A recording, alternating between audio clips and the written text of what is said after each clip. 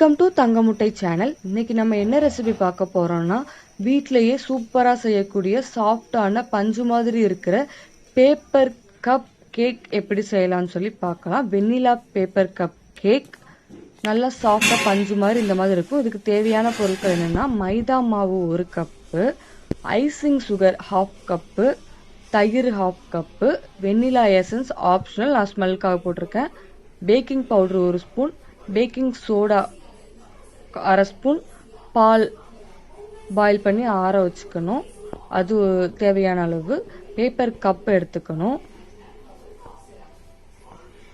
நம்ம மிக்ஸ் பண்ணுறதுக்கு ஒரு பேனை எடுத்துட்டு அதில் 1 கப் மைதா மாவு ஆட் பண்ணணும்.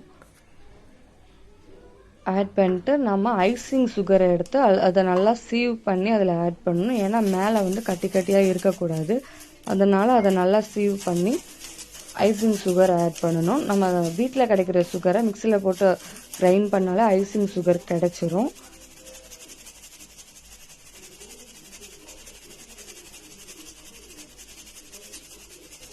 இப்போ ஐசிங் சுகரை கிரைண்ட் பண்ணியாச்சு. 1/2 ஸ்பூன் சோடா உப்பு, 1 ஸ்பூன் பேக்கிங் பவுடர் போட்டு நல்லா அதை மிக்ஸ் பண்ணிக்கணும்.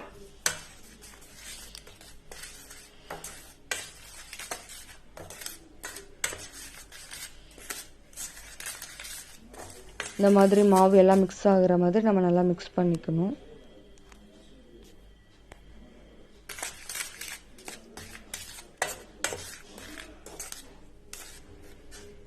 இப்போ நம்ம வந்து கர்டு ஆட் பண்ண போகிறேன். நான் கர்டு 1/2 கப் ஆட் பண்ணிக்கிறேன். ஆட் பண்ணிட்டு இந்த மாவு கூட அதை நல்லா மிக்ஸ் பண்ணணும்.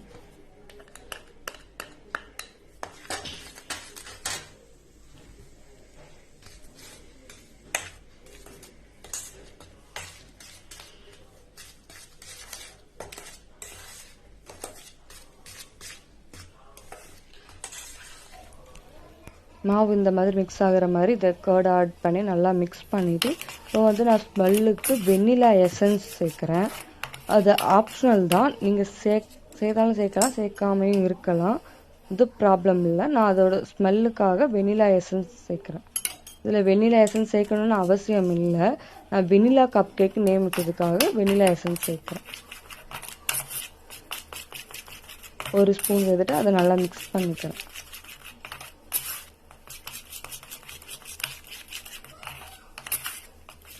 இப்போ நான் வந்து நல்லா மிக்ஸ் பண்ணிவிட்டு மில்க்கு வந்து நான் கிராஜுவலாக தான் சேர்க்க போகிறேன்.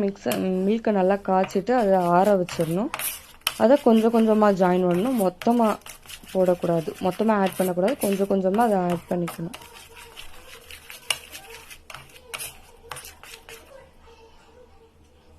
நல்லா மிக்ஸ் பண்ணணும். நம்ம மிக்ஸ் பண்ணுறது தான் கேக் நல்லா வரும், நல்லா சாஃப்டாக பஞ்சு மாதிரி வரும். கொஞ்சம் கொஞ்சமாக மில்க் யூஸ் பண்ணி நல்லா மிக்ஸ் பண்ணிக்கணும். இதை ரொம்ப வாட்டரிஸாகவும் இல்லாமல் ரொம்ப கட்டியாகவும் இல்லாமல் மீடியமாக இருக்கிற மாதிரி இதை நல்லா மிக்ஸ் பண்ணிக்கணும்.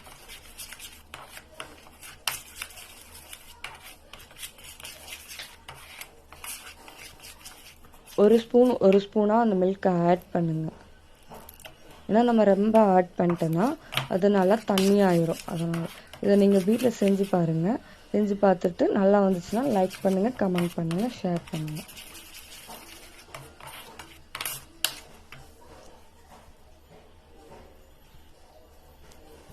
இதை ஈஸியாக ஒரு 1/2 ஹவர்க்குள்ளேயே நம்ம இந்த கேக் செஞ்சிடலாம்.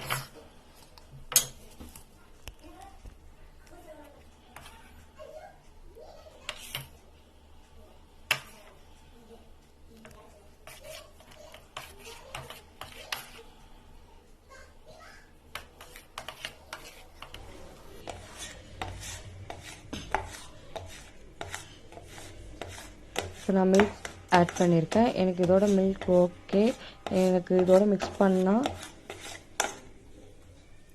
அந்த பதத்துக்கு வந்துடும்.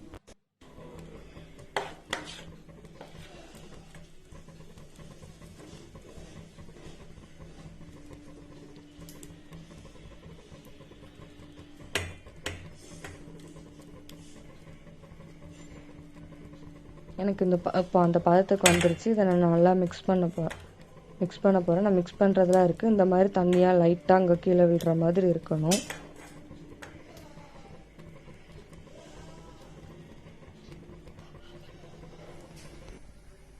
இதை நான் ஒரு பேப்பர் கப்பில் ஆட் பண்ணணும்.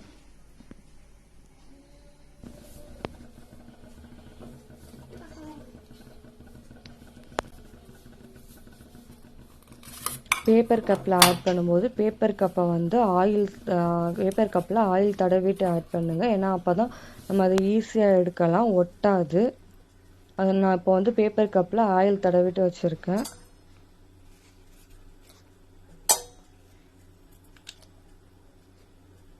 இதில் நான் ஒவ்வொரு கப்லையாக இதை போர் பண்ண போகிறேன்.